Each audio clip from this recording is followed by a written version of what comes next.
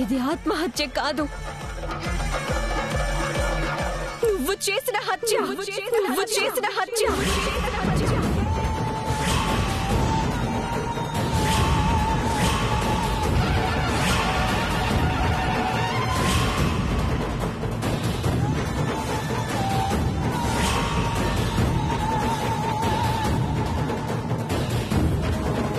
దేవయాని, నీ అన్న అందిన చోటల్లా అప్పులు చేస్తున్నాడు.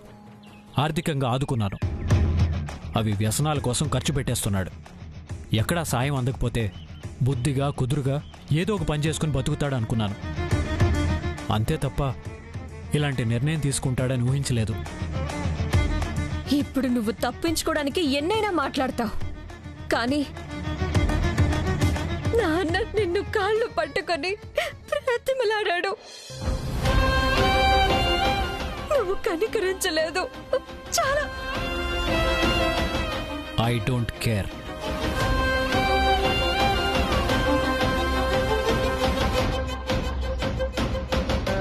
చాలా నీచంగా చూసి ఐ డోంట్ కేర్ అని నిర్లక్ష్యంగా వెళ్ళగొట్టావు.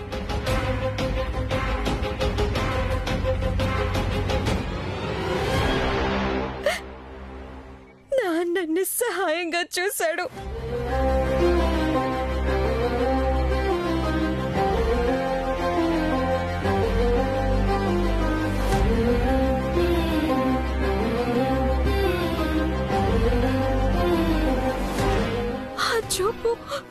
ఆ చూపు నేనింకా మర్చిపోలేకపోతున్నాను. నీ కఠినత్వమే, నీ కర్కసత్వమే ఇవాళ నా అన్న ప్రాణాలు అన్యాయంగా బలి తీసుకుంది.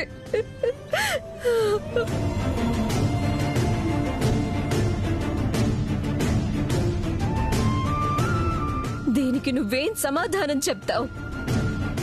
నీకు నేను సమాధానం చెప్పాల్సిన అవసరం లేదు దేవయాని. ఒక స్నేహితుడు తప్పుడు నిర్ణయం తీసుకుని క్షణికావేశంలో ప్రాణాలు తీసుకున్నాడన్న బాధ తప్ప నాలో పశ్చాత్తాపం లేదు. ఎందుకంటే నీ అభియోగానికి అర్థం లేదు. నేనేమీ నీ అన్నకి రుణపడలేను. అప్పటికీ స్నేహితుడని బ్యాంకులో అప్పిప్పించాను, అది నేనే కట్టుకుంటున్నాను.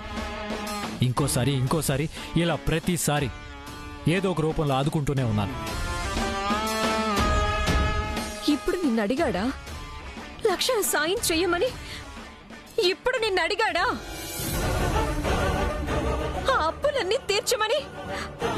అప్పుల వాళ్ళంతా రకరకాలుగా మాట్లాడుతుంటే ఆఖరికి చెల్లెల్ని తాకట్టు పెట్టమని నీచంగా అంటుంటే ఆ మాటలు పడలేక వినలేక భరించలేక నీ దగ్గరకు వచ్చి ఒక్క సంతకం అడిగాడు.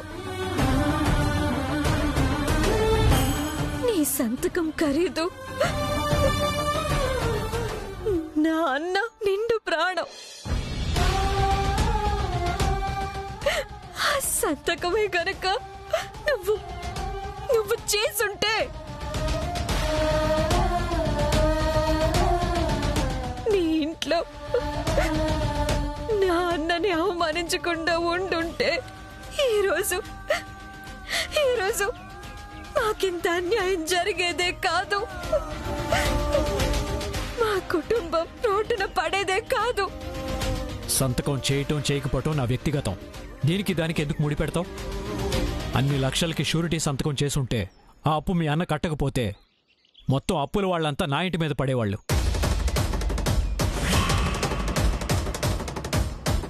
అంత డబ్బు నేను కట్టాల్సి వచ్చేది. ఎవరు చేసిన అప్పు, ఎవరు తీర్చాల్సిన అప్పు, ఎవరు షూరిటీ లేరని నువ్వు ఇంత ఆవేశంగా నా ఇంటికి వచ్చి మాట్లాడుతున్నావు? నాకు సంబంధం లేదు. నీ అన్న నీకు అన్న, నాకు కాదు. కరెక్ట్. చచ్చిపోయింది నీ అన్న కాదు, నా అన్న.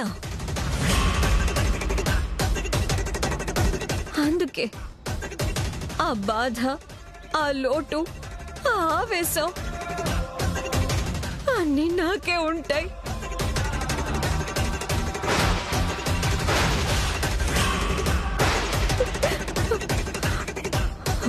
కానీ ఒక్కటి, ప్రాణ స్నేహితుడొచ్చి ప్రాణాలు తీసుకోవాల్సిన గతి పట్టిందని నిన్ను దేహి అని అడిగితే నువ్వు కనీసం మాట సాయం కూడా చెయ్యనని చెప్పి వెళ్ళగొట్టావు. అది నేను కళ్ళారా చూశాను. నీ అహంకారానికి నేనే సాక్ష్యం.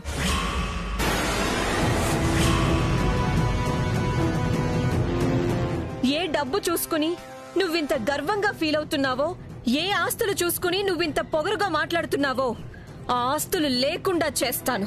నిన్ను, నీ కుటుంబాన్ని కట్టు బట్టలతో నడి రోడ్డు మీద నిలబెడతాను. నాతోనే ఛాలెంజ్ చేస్తున్నావా? yes.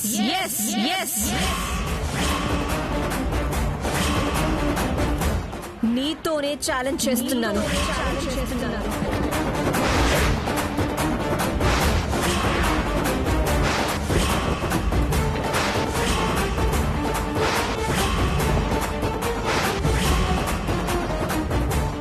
ఒకరోజు వస్తాను. నా అన్న పోయిన బాధ నుంచి తేరుకుని నిన్ను ఎదుర్కోవడానికి కావలసిన ఆయుధాలు సిద్ధం చేసుకుని నిన్ను పతనం చెయ్యడమే జీవిత ధ్యేయంగా మార్చుకుని నీ శత్రువునై తిరిగొస్తాను. నీ పరాజయాన్ని కళ్ళారా చూస్తాను. నా అన్న నీ ముందు ఎంత నిస్సహాయంగా నిలబడ్డాడో నిన్ను నా ముందు అలాగే నిలబెడతాను. వస్తాను, మళ్ళీ వస్తాను. సిద్ధంగా ఉండు.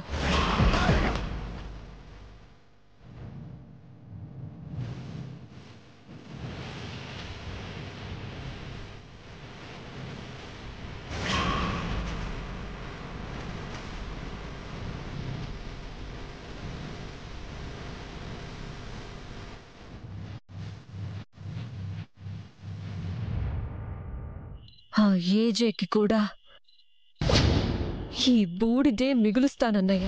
అతని జీవితంలో ఉన్న సుఖం, సంతోషం, డబ్బు, హోదా అన్నింటినీ సర్వనాశనం చేస్తా. మన కుటుంబాన్ని ఎలాగైతే ముక్కలు ముక్కలు చేసి నడి రోడ్డున పడేశాడో ఎవ్వరికీ మనశ్శాంతి లేకుండా చేస్తా. నా పగ తీర్చుకుని నీకు ఆత్మశాంతి కలిగేలా చేస్తా. ఇది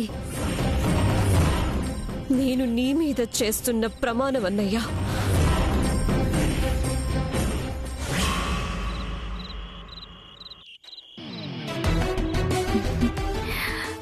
ఒకటి, 2, 3, 4, 5, 6, 7.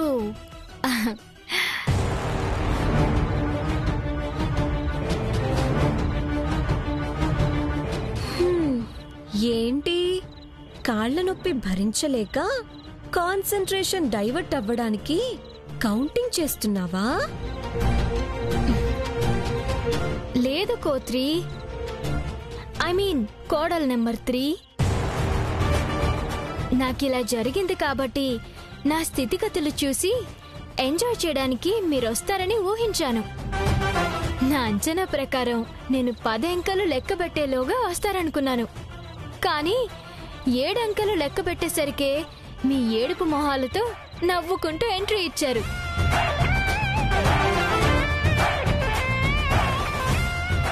చింత చచ్చినా పులుపు చావదు అంటే ఇదే చిత్ర.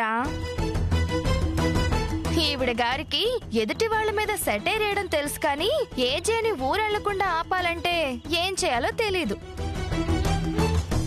బుర్ర ఉపయోగించాల్సింది పోయి కాలు విరగొట్టుకుంది. భాను, ఇప్పుడు ఎలా ఉంది? కాలు నొప్పి తగ్గిందా? అమ్మా, అయ్యో, అమ్మా, అయ్యో. మిమ్మల్ని ఒక ఆట ఆడుకుంటాను చూడండి. నన్నే ఎగతాళి చేస్తారా? అయ్యో అయ్యో, నొప్పి తట్టుకోలేకపోతున్నట్టున్నావు. వేడి నీళ్ళు తీసుకొచ్చి కాపడం పెడతానుండు. జయమ్మా, వద్దు జయమ్మా, మీరు నాకు కాపడం పెట్టడం ఏంటి?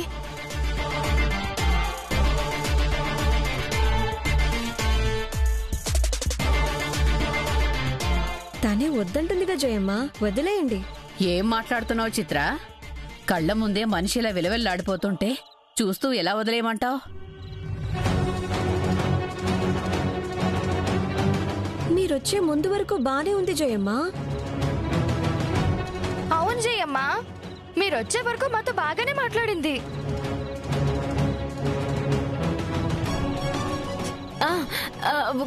కాలు నొప్పి భరించలేక కాన్సంట్రేషన్ డైవర్ట్ అవ్వడానికి ఏదో ఒకటి మాట్లాడదాం అనుకున్నాను, కానీ కంట్రోల్ చేసుకోలేకపోతున్నాను జయమ్మా. నా డైలాగ్ ఇలా యూజ్ చేసుకున్నావా? ఇవన్నీ వదిలే భాను, నేను నీకు కాపడం పెడతానుండు. అయ్యో జయమ్మా, మీరు నాకు కాపడం పెట్టడం బాగోదు. ఇందులో బాగోపోవడానికి ఏముంది భాను? నాకేదైనా జరిగితే నువ్వు చెయ్యవా ఏమిటి? నేను మీకు కోడల్ని కనుక మీకు చేయొచ్చు. ఇక నా కోడళ్ళైతే పేరుకే ఉన్నారు గాని నాకు వీళ్ళెందుకు చేస్తారు జయమ్మా? ఎందుకు చేయరు?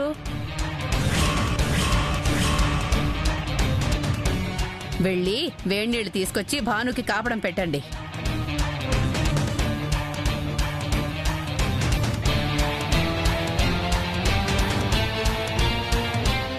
ఇంకా ఇలాగే షోకేస్లో బొమ్మలా నిలబడ్డారేంటి?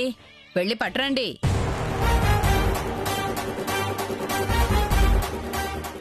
నాకు కాపడం పెట్టడం రాదు జయమ్మ. అవును జయమ్మ, నాకు కూడా రాదు. మీ ఇద్దరిని నేనేమైనా కత్తులు పట్టుకొని కాలికి ఆపరేషన్ చేయమంటున్నానా? కాపడం పెట్టమంటున్నాను. వెళ్ళి పట్టరండి.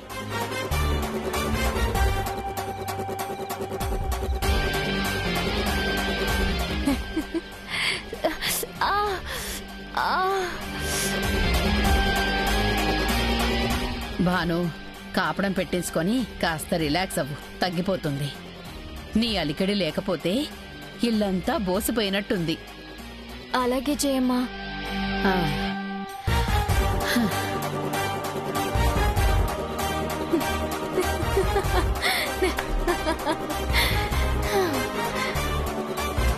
నన్నే ఎగతాళి చేయడానికి వస్తారా? అనుకున్నదొక్కటి అయినది ఒక్కటి, బోల్తా కొట్టిందిలే బుల్బుల్ పిట్ట. అనుకున్నదొక్కటి అయినది ఒక్కటి, బోల్తా కొట్టిందిలే బుల్బుల్ పిట్ట. బుల్బుల్ పిట్ట కాదు, బుల్బుల్ పిట్టలు.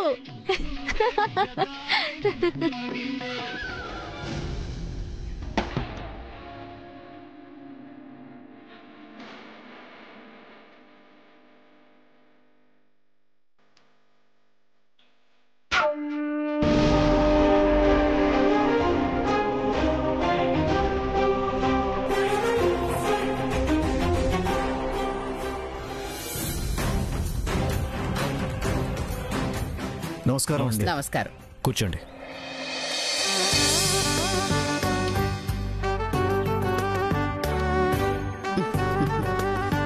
కూర్చో అంజలి, కూర్చో. శుభలేఖలు వచ్చాయే ఏజీ గారు.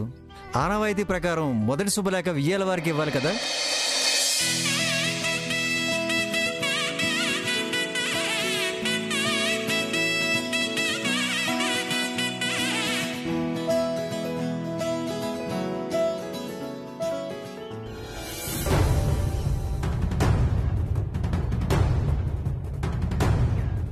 ఎలా ఉన్నావే జయ్?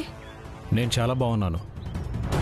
నాకు తెలుసు, ఎవరు ఎలా ఉన్నా నువ్వు మాత్రం చాలా బాగుంటావు.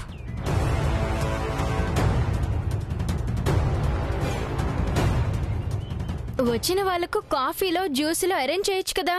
నేను కుంటుకుంటూ వెళ్ళొచ్చేసరికి లేట్ అవుతుంది. అలాగే రా చిత్ర.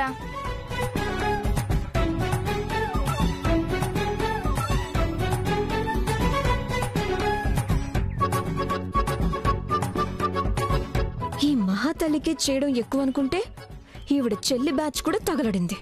అందరూ ఉన్నారని కావాలనే అందరి ముందు పని చెప్పింది. మా తరపున శుభలేఖ మీ తరపున ఎవరు తీసుకుంటారు? ఇంకెవరికమ్మా, అన్నిటికీ పెద్ద దిక్కుగా మా అల్లుడు గారు ఉన్నారు, వారికే ఇవ్వండి.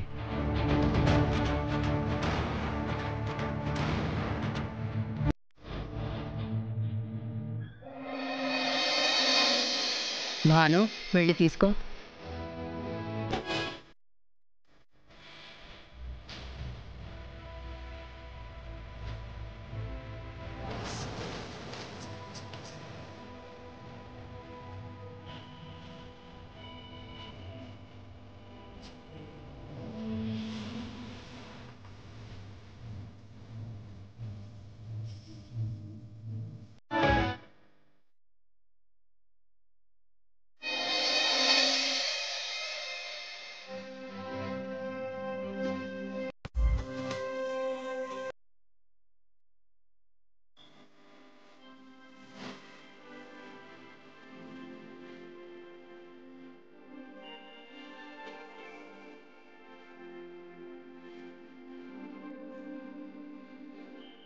నేను మీ బ్రదర్ లాంటి వాడిని.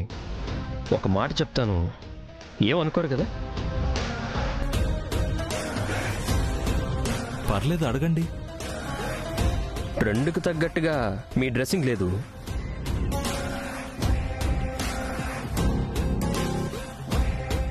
మీ స్టైల్ని, మీ లుక్ని మొత్తం నేను మార్చేస్తాను. ఇప్పటి నుంచి పెళ్లి వరకు మీతోనే ఉండి మిమ్మల్ని మొత్తం మార్చేస్తాను.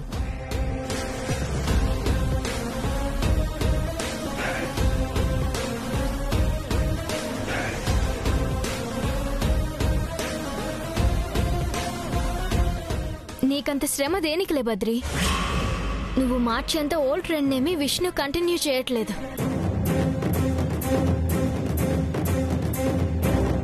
మాట్లాడే ముందు అవతలి వాళ్ళు హర్ట్ అవుతారేమో అని కూడా ఆలోచించాలి. నీకంత ఉత్సాహంగా ఉంటే పెళ్లి కొడుక్కి బట్టలు పెట్టాల్సిందే మనమే కదా. ఇక్కడే ఉండి ఆ సెలక్షన్ లేవు, ఇక్కడే చేయి.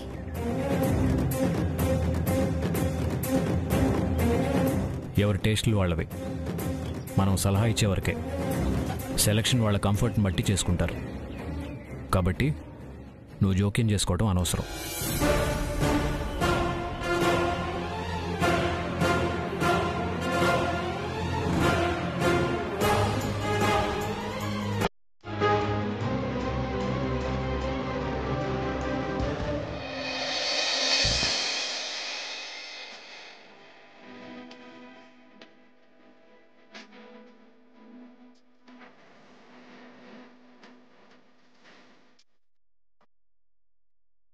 ఇవాళ నేను ఒక పని చేయబోతున్నాను.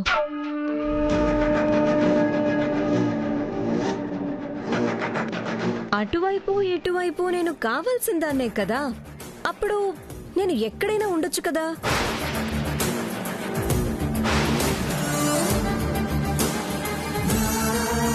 ఇవాల్టి దాకా అక్కడుండి పనులు చూసుకున్నాను.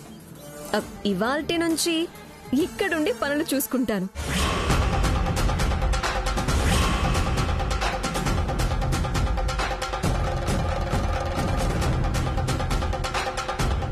అదేంటి దేవ్యాని, ఇటువైపు పెళ్లి పెద్దగా నేను ఉన్నాను కదా, నువ్వు వాళ్ళ వైపు పెళ్లి పెద్దవి, ఇక్కడ ఉండి ఏం చేస్తావు? పెళ్లి కొడుకు తరపున పెద్దని కాబట్టి మా వాడికి మీ వైపు నుంచి ఏ లోటు రాకుండా చూసుకోవాల్సిన బాధ్యత నా మీద ఉంది కదా. అందుకే ఇక్కడే ఉంటాను.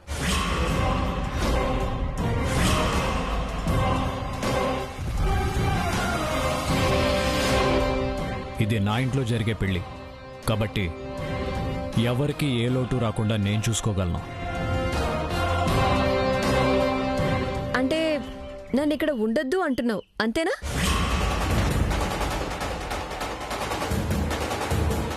ఏజే గారు నీకు ఇబ్బంది దేనికి అంటున్నారు తప్ప నిన్ను ఉండొద్దు అని అనడం లేదు దేవయాని. ఆ మాట ఏజే చెప్పాలి కదా.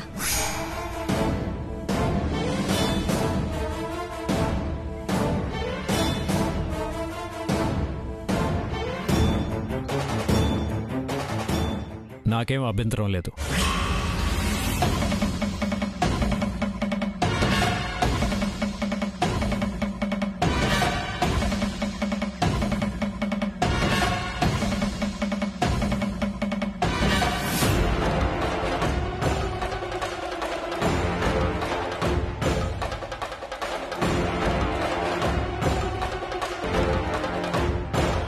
ఇంటికొచ్చిన స్పెషల్ గెస్ట్ కి గెస్ట్ రూమ్ ఏదైనా చూపిస్తారా లేదా?